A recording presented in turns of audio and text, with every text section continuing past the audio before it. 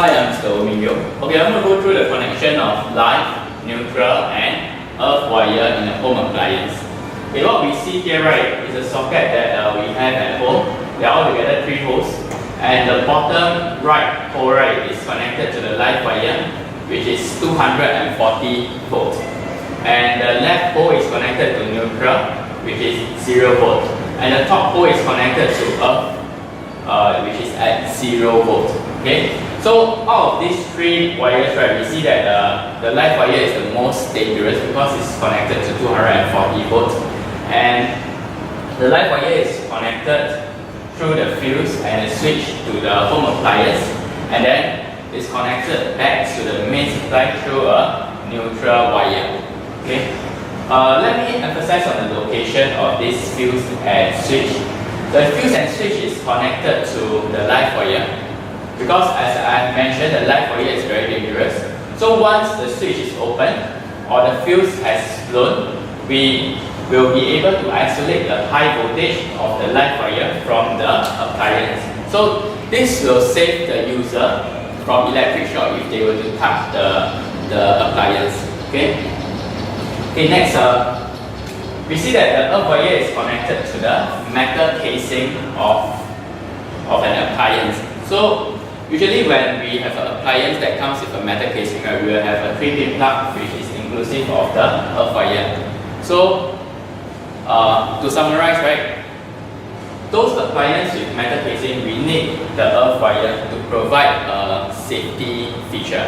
Okay, so what is the function of this earth wire, right? Let's take a look. Imagine that now this metal casing appliance does not have a earth wire.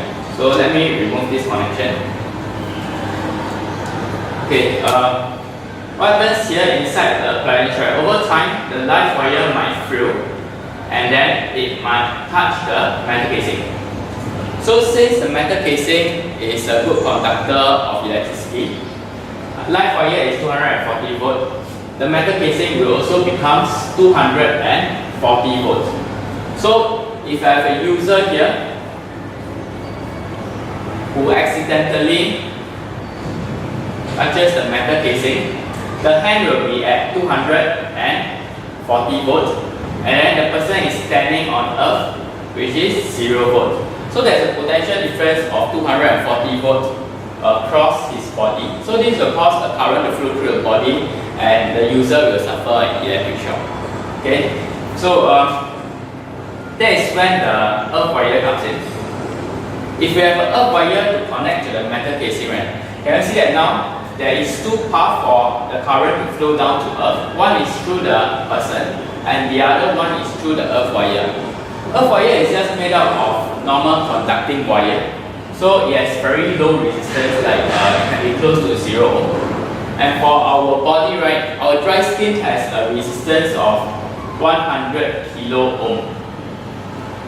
So although there's 2 paths for the current to flow down through the person or through the earth wire, because the earth wire is almost close to 0 ohm, all the current will choose to flow down the earth wire instead of through the person. So if a person were to accidentally touch the metal casing, when the live wire has frilled and touched the metal casing, right, the person will be safe from electric shock.